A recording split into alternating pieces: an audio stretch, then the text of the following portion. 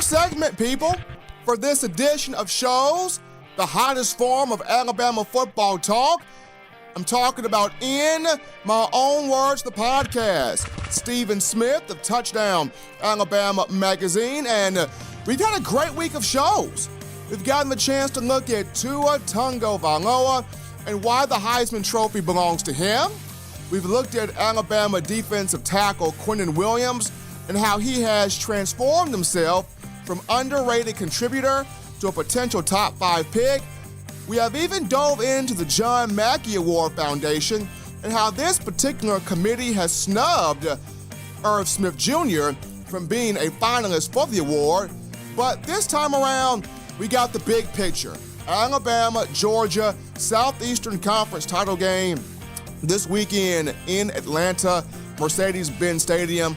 We have seen some great matchups between both programs in recent years.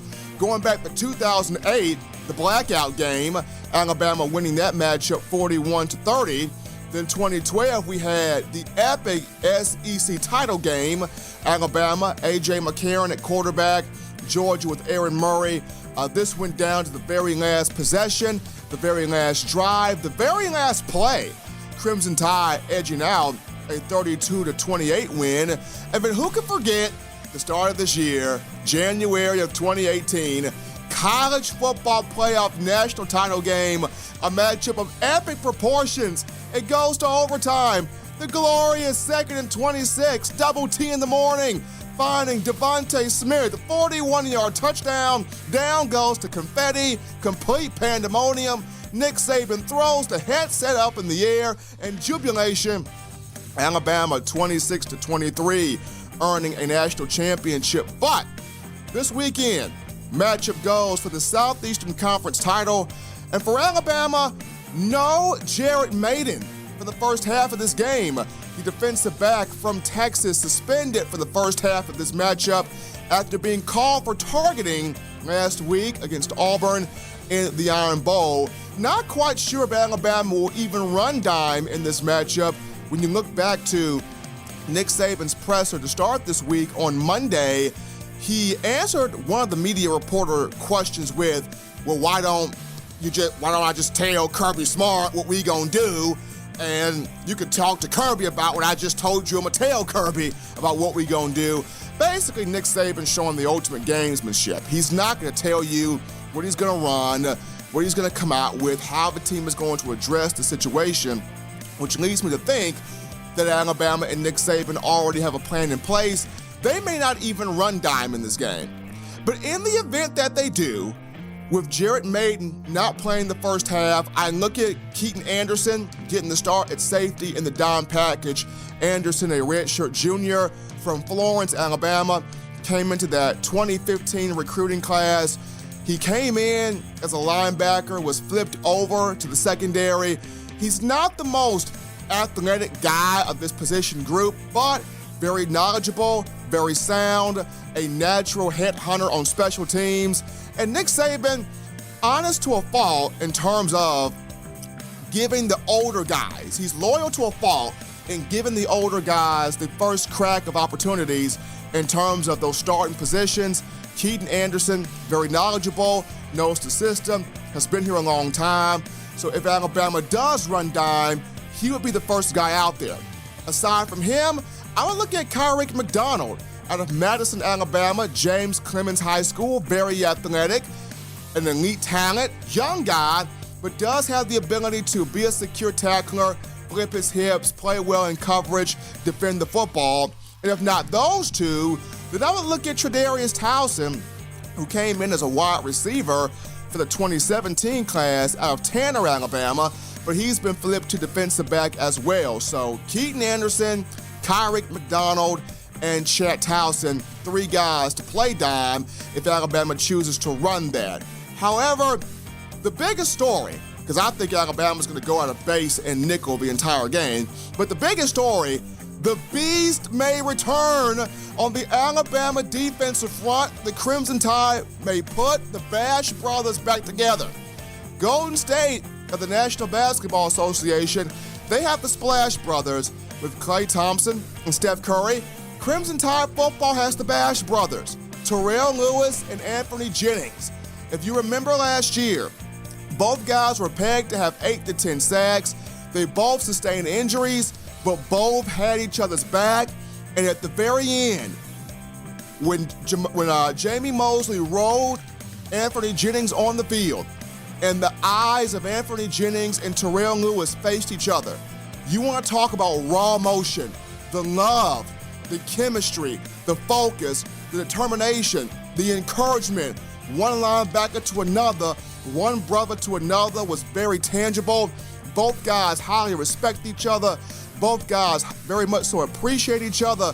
And to see the situation that Terrell Lewis has not played the entire season, going back to sustaining an anterior cruciate ligament injury to his knee on July 10th. Anthony Jennings has tore it up this season, especially down the stretch since the LSU game. And Lewis has practiced the last 2 days, Monday and Tuesday, and he's looked good. We're talking about an ACL, which you're looking at 9 months to a year recovery process. Even with the partial tear, you're looking at least 6 to 7 months. Lewis has come back in 4 months. This is a bionic man, and he's out there on the practice field, flipping his hips, cutting with his legs, knees look fluent, not wearing a black non-contact jersey. This is unbelievable. And for him to be back this fast, and the opportunity for him to play in this game is just massive, because think about it. The last time he faced Georgia at Mercedes-Benz Stadium, it was for a national championship. He got the critical sack of Jake Fromm in overtime to force the field goal prior to 2nd and 26. Having Terrell Lewis back, and by the way, he also qualifies to take a medical redshirt, seeing how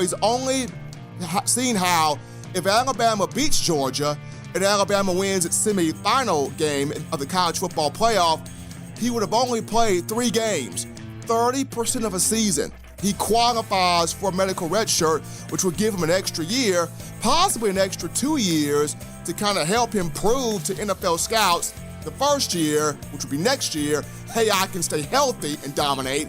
And then the following year, hey, the previous year was not a fluke. So Terrell Lewis, a lot of options for him right now, but seeing him back on the practice field, the beast from Washington, D.C., the former 5-star, looks healthy. Not 100%, but looks as if he's never been hurt. And you got to think, Nick Saban is going to spot play him in this game. Maybe give him 10, maybe give him 8, 10, 15 snaps, whatever seems about right, just to test his get-off time, his quickness, how much can he be effective in creating pressure in this football game. That will be the key for T. Lou. But just after he put that post on social media on Sunday stating how he said, debating on whether I should pick up where I left off, and Alabama fans were in a frenzy going, is it true? Is it true? Don't tease me, T. Lou. Don't tease me. Don't do it to him. Don't do it to him. Don't say these things, T. Lou, unless they are true, unless they can be confirmed. But seeing how he's practiced the last 2 days, probably will continue the rest of this week. And then also, I look at the medical staff of Alabama, Dr. Lyle Kane, Dr. James Andrews, and athletic trainer Jeff Allen. All 3 people are very much so highly respected in their craft. Dr. Andrews, Dr. Kane are 2 of the more well-known physicians as far as performing surgeries. You look at what they've done for Eddie Jackson. Eddie Jackson broke his leg his senior year at Alabama in 2016. They stitched up Eddie Jackson. He's right now having an all-pro career with the Chicago Bears. Kenyon Drake broke his leg 2014 against Ole Miss, playing running back for the Crimson Tide. They stitched him up. He's with the Miami Dolphins balling out. Sean Dion Hamilton, linebacker, hurt his knee his senior year. What's he doing now? In the National Football League for the Washington Redskins. So we have seen on multiple accounts this medical staff find ways to restore the career of players, and they're right now working with Terrell Lewis. So for him to put that status out there, Somebody on that medical staff told Terrell Lewis, you have a high chance to play. I don't think Dr. Kane and Dr. Andrews are the type of people that want to jeopardize their work. So for him to put that status up there, somebody told Nick Saban, somebody told Terrell Lewis that he has a high probability, a high chance to be an impact in the play in this matchup, and also Terrell Lewis must feel secure in himself that he can play. So I think Crimson Tide will spot play him, see how effective can he be, and I don't even think they will run dime in this game. I think playing nickel and playing base will be enough, because when you look at Georgia, they're going to have to run the football with DeAndre Swift, Elijah Holyfield, and James Cook. If they can run the football, solid.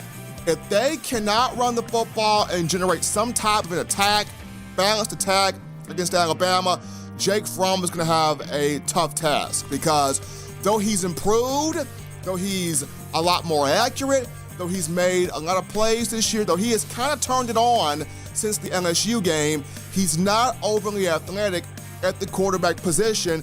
And with this entire defense clicking on all cylinders, Buggs, Quentin Williams, Raekwon Davis, Anthony Jennings, Christian Miller, Mack Wilson, Dylan Moses, and now the reemergence of Terrell Lewis being reinserted in, oh mama. If Georgia cannot run the football, it's going to be tough sledding for Jake Fromm and the rest of the offense, but that remains to be seen. Will Alabama run dime this weekend? We'll see. I don't think they will, though. And the Bees, Terrell Lewis, will the Crimson Tide put the Bash brothers back together? This will be fun to watch on Saturday. Folks, great week of shows. Enjoy the football game. Enjoy the matchup between Alabama and Georgia. I will be at Mercedes-Benz Stadium covering it for Touchdown Alabama magazine. As always, download the TDA magazine app. Download the Touchdown Alabama magazine app for all things Tide. iPhone App Store for Team Apple, Google Play Store for Team Android. Until next time, folks, so long, everybody. This has been In My Own Words.